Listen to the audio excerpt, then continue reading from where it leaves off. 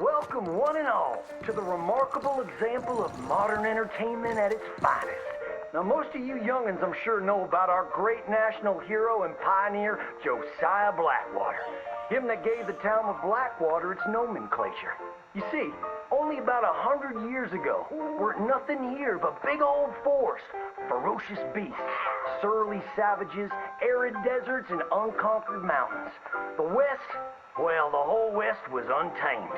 Your mama probably told you bedtime stories about Josiah's many adventures, but I'm gonna tell you a story you ain't likely to have heard about his possum hat. Now, Josiah Blackwater was born in the year of our Lord 1782 in a log cabin just west of Annesburg. He was a special boy.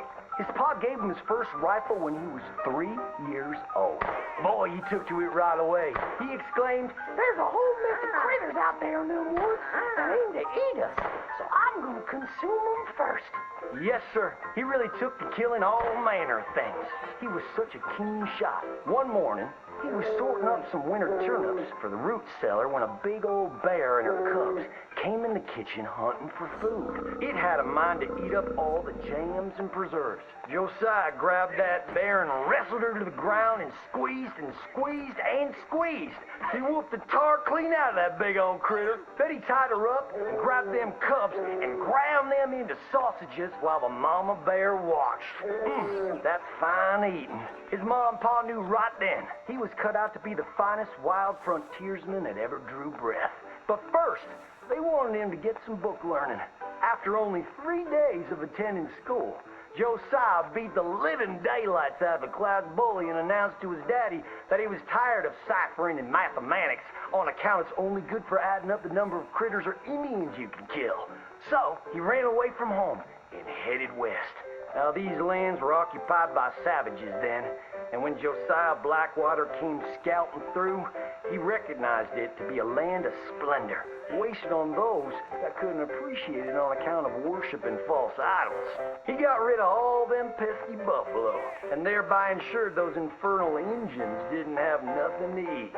Of course, that got them mightily riled up, so he had to slaughter all of them too. Just like his daddy had once done to the Redcoats in 1775. Right about that time, he met an Indian girl he took pity on account of having annihilated her family. She was 12 years old, and so he took her as his wife.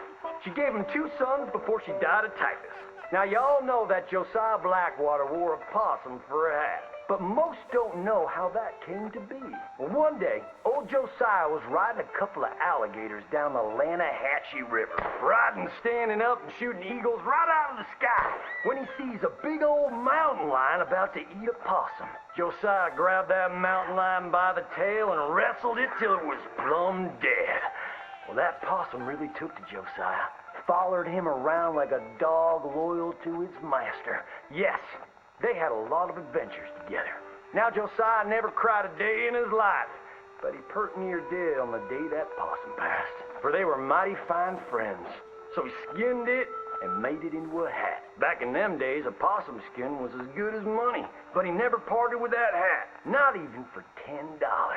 Once he founded the town of Blackwater, he sent word for settlers to come. It was the last stop in the west before San Francisco. He met a girl by the name of Rufina Helsby at a barn dance one night, took her as his wife, and settled down. Built himself a cattle empire and had 14 youngins. But Josiah Blackwater wasn't the home-loving kind, and he grew mighty restless. One day on the courthouse steps, he announced, "You may all go to hell, and I will go to Saint Denis." And so he did. Enjoyed French pursuits of strumpets and wanton gluttony, which is where he came upon the idea of running for Congress. He wore that possum hat every day as a congressman, as a reminder of where he come from, saying, "I may live in barbaric splendor, but I always remember, keep your friends close and your gun closer, because you don't know when you might have to shoot them."